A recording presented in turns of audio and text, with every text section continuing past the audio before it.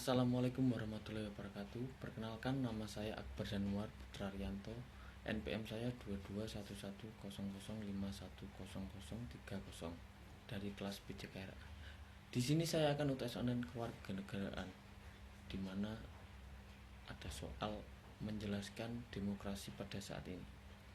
Pada saat ini Indonesia sedang berada dalam masa pandemi COVID-19, di mana pandemi ini memberikan tidak hanya berdampak terhadap sektor sosial dan ekonomi, akan tetapi berdampak juga terhadap demokrasi. Terjadi dilema demokrasi yang dialami oleh pemerintah yang dapat kita lihat dari kritik terhadap kebijakan pemerintah yang muncul secara masif di berbagai lini. Salah satunya menggunakan mural untuk menyampaikan aspirasi yang dikarenakan tidak berjalannya sistem penyampaian aspirasi formal di pemerintahan yang baik.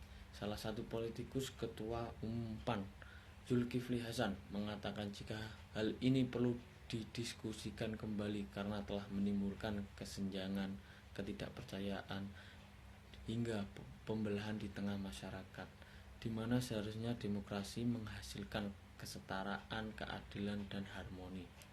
Lalu apa yang dimaksud dengan demokrasi itu? Demokrasi Indonesia adalah negara demokrasi. Demokrasi yang saat ini dipahami Indonesia merupakan bagian dari pengaruh konsep demokrasi modern.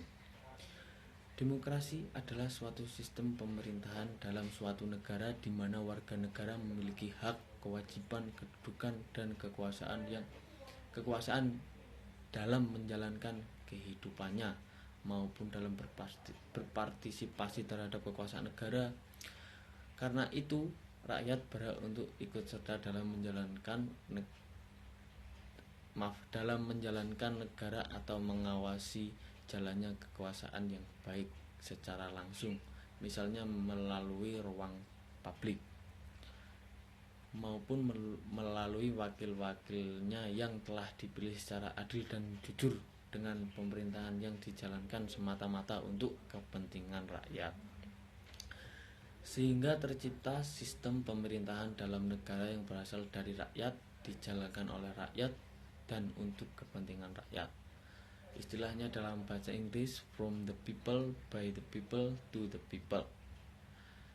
Dan ada contoh demokrasi dalam media sosial pada saat ini.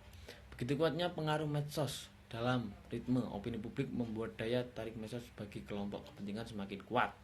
Akhirnya, apabila setiap ada perhelatan pemilu atau pilkada atau ada informasi tertentu yang khusus menjadi pasukan cyber, tugasnya selain menangkis serangan dari pihak lawan dan berkampanye, juga menembak lawan.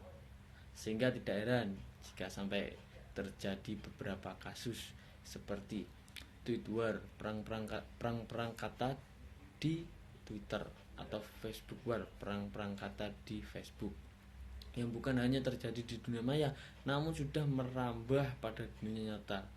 Dari keadaan yang ada dan pentingnya media sosial dalam dasawarsa, tak salah juga kiranya media sosial menjadi entitas partai maya. Hanyalah ungkapan bahwa telah terjadi miskanalisasi, artikulasi, dan agregasi kepentingan yang ada dalam masyarakat, khususnya menyangkut fungsi yang dimiliki oleh partai politik dan juga pemerintahan. Pada akhirnya kondisi ini memaksa publik mencari jalan untuk dapat menyalurkan aspirasinya. Tersumbatnya kanal aspirasi ini akhirnya menyebabkan pilihan jatuh pada media sosial. Saya Akbar Januar, terima kasih. Mohon maaf bila ada kurang lebih dan kata-kata yang kurang jelas. Terima kasih. Wassalamualaikum warahmatullahi wabarakatuh.